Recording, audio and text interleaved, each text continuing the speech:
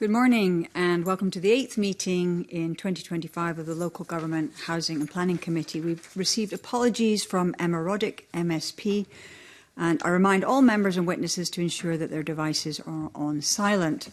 The first item on our agenda is to decide whether to take items 4 and 5 in private. Are members agreed? We're all agreed. We now have the opportunity to consider 3 public petitions that have been referred to us by the Citizen Participation and Public Petitions Committee. And the first petition under consideration today is Petition 1743, amend the law to protect the rights of the pre-1989 Scottish secure tenants. Do members have any comments on this petition? Willie? Yeah, thanks very much, Convener. This particular petition, thank you very much. With this particular petition, I think the government's position seems clear enough that there's a diminishing number of tenancies affected by this measure, and as a result, I think I would agree with the government's view that it's really not worthwhile progressing in this petition any further. Okay, thanks. So,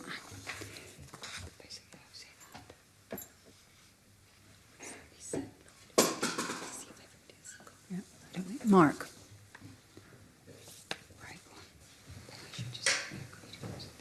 Thanks, Convener. I mean, I think the petition raises a few issues, but I think the real motivation for this petition has been the referral to a first-tier tribunal and the tribunal raising the rent for tenants beyond that which was requested by the landlord, and that's flagged up an issue, and that's something that I think members of Parliament should look at closely when it comes to the housing bill in itself. But I think that's an appropriate place for it to be dealt with, and it's good that it's been raised by the petition, but I'm happy to see it close. Okay, thanks very much for that. Anybody else got any other comments?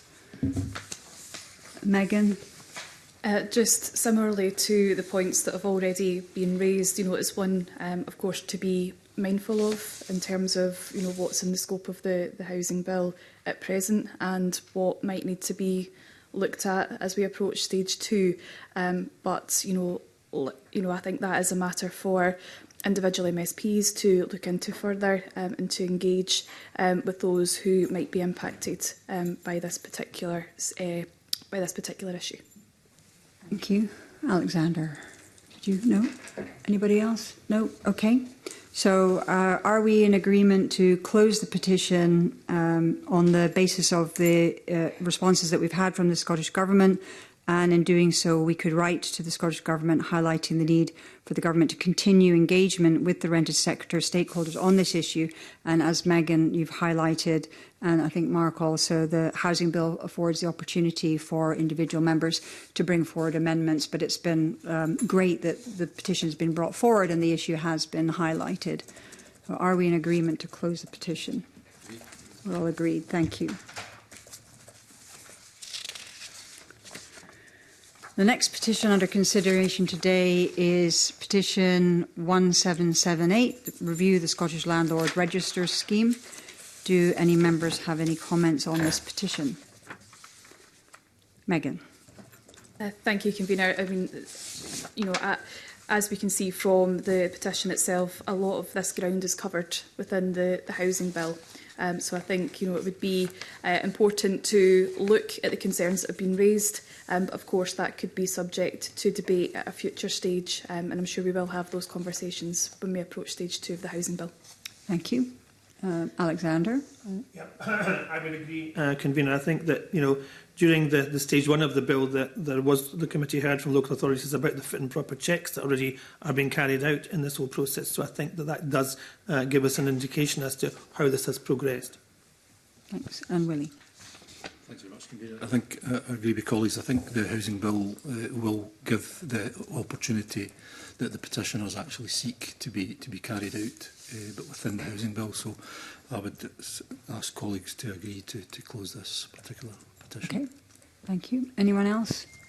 Okay, so on that basis, and I do agree that we've got the opportunity with the housing bill coming up to bring amendments to address the issues. I think it's been great work that this petition was issued, and the elements of it were flagged around the landlord register scheme, but I think this is our opportunity to address it in the housing bill. So are we all agreed to close the petition? We're agreed. Thank you. And the final petition under consideration today is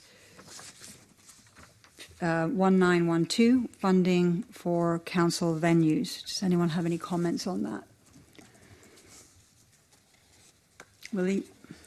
Again, thanks very much. Convener, the petition came to Parliament in 2021 and it simply calls for the government to urgently provide additional revenue to local councils to run these particular services. We could argue perhaps that that's been superseded by revenue awards to local authorities since that date, and particularly the coming year. However, the issues and the matters that are raised within the petition are very much of interest to the committee, and I'm pretty sure that other members might agree to do that. But in terms of the committee itself, I feel it's more appropriate to close the petition, but to take the messages from the petitioners that there are wider issues that the committee may wish to explore. Thanks for that. Yes, certainly we have been hearing about wider issues. Anybody else want to? Okay, Megan and then Mark. Thank you, Convener. I sympathise with the issues that are raised within the petition. You know, we've seen over a number of years now the number of leisure and cultural facilities that have disappeared from our communities right up and down the country. Of course, this relates directly to funding, which of course is subject to debate and one that we should regularly have in terms of council funding that's delivered by the Scottish Government, and what impacts that will have on communities in terms of potential reduction in services across the board. I think in relation to this particular petition, it would be one that I would like to look at a future date, you know, in terms of perhaps exploration through committee, you know, because I think there is a real need to look at public services, you know, what the landscape is across the country, you know, what areas have been heavily impacted with reduction of leisure and cultural facilities. And that's something that I hope that we maybe explore in the future, but it's one that I do really sympathise with. Thank you. Mark, and then Alexander, and then Fulton. Thanks, Convener. I make a voluntary declaration of interest in that I am a member of Unite and GMB. But I think the petition does raise issues, and even though it's contained itself to sport and cultural venues, I think it highlights issues of broader public services provided by local government. Sport and cultural services are probably the most obvious to the public, but I think there's a whole range of services that are maybe not so obvious. Planning, regeneration, economic development that maybe don't get the same public profile but have changed significantly. And I think, well, it's probably right to close the petition at at this point. It's something that I think we should maybe look at taking a broader look at, maybe doing a wider piece of work as to the changing nature of local government over the last 10, 20 years, or perhaps even how local government has changed since this place was re-established in 1999, how local government services have changed since devolution. And I think that this petition probably highlights the need for us to do that as a much broader piece of work, and I hope that's something that we can cover in the future. Yes, well, we certainly could look for opportunities to maybe do that as part of pre-budget scrutiny in the coming year. Alexander and then Fulton. Thank you, Convener. You know, I agree with members this morning. We've touched on the necessities within communities and the difficulties that are faced with communities, but we do, with the petition, discuss the broader cycle, and we do discuss funding on a yearly basis, and this petition has been going since 2021. And I'm sure that local authorities will have given information into the Petitions Committee when the Petitions Committee looked at this itself. But that might be useful for us to clarify and get some more detail from local authorities as to where they are now with that process. And I think that might be something we could consider if we close the petition and look at things in the future as to what might be achieved, because there is no doubt that there is a necessity for additional revenues and finding adequate funding in this whole process, and that very much is the petition, and that's still very alive. even though it was, as I say, knocked about back in 2021. So I would certainly be more inclined to look into that if we had the opportunity as a committee. Thank you, Convener. Thanks very much. Thanks, Convener. I'll just start by saying that I acknowledge and agree to an extent with my colleague Willie Coffey's stance, in that I think that the committee, the petition has been around for a while, and I think it's important that I think that the committee knows what its remit is in relation to petitions as opposed to wider issues. So I just wanted to say that at the outset. However, I also agree with other colleagues that I sympathise with the basis of the petition, and it is definitely an issue that's affecting all our communities. I mean, just like other members, I've raised questions and done bits of work on various aspects that the petition could consider. For example, swimming pools has been quite a big one. I was actually at petitions committee about swimming pools with colleagues from other parties not that long ago, and I've done a bit of work in a cross-party group forum around about accessibility to football pitches. And Megan Gallagher's right, there is definitely issues around about funding, but there's also other issues as well. It's a complex landscape. If you take swimming pools, for example, there's issues with chlorine supply, which is international. There's issues with the heating costs, which we know is problematic across the board, but energy costs, sorry, but particularly more so for swimming pools. So there's a very complicated landscape. And what I kind of feel is that there's no MD pulling all this together. And is this an opportunity for the committee to do this? Now, whether that's using this particular petition as a springboard to do it and keeping it open just now and writing to local authorities to give us a bit more information before deciding whether to close it or not, I'm open to that. But I'm also open to simply closing it and maybe looking at bringing it into our work programme as well. So I'm happy to hear what other members think. But I do think whatever decision we take today, this petition has certainly sparked a committee interest in this wider issue, and I'd like to see us take that forward. But I'm not entirely sure yet whether we should do that by keeping the petition open at this point or not. So I'm really sitting on the fence here with that one.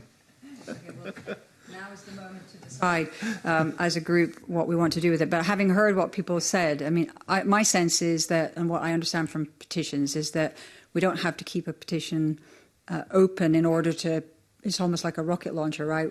This petition is catalysing an interest in us to look at things. And as colleagues have said, we've all got experiences across our constituencies and regions on this type of issue. So certainly we could look for an opportunity to do a piece of work, and it could be pre-budget scrutiny if we wanted to look at that for the upcoming budget. That might be something that would be worth it. I think that could be a piece of work that would be of value, and we could certainly give our appreciations to the joint trade unions that unite, GMB and Unison, who raised the petition and brought this to our attention. But I do have a sense that that there's a general tendency towards closing the petition and then committing to pick up a piece of work that would look at not just the leisure facilities, but maybe wider venues that people use. Yeah. Are we agreed? Yeah. Agreed? Okay. Thanks very much. Okay. The next item on our agenda today is to consider 5 negative instruments as listed on the agenda. Do members have any comments on the instruments? No one has any comments on any of the instruments. Is the committee agreed that we do not wish to make any recommendations in relation to the instruments? We're agreed. Thank you. Okay, now where do we go?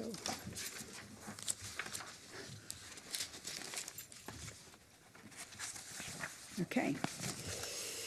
We previously agreed to take the next items in private. As that was the last public item on our agenda today, I close the public part of the meeting.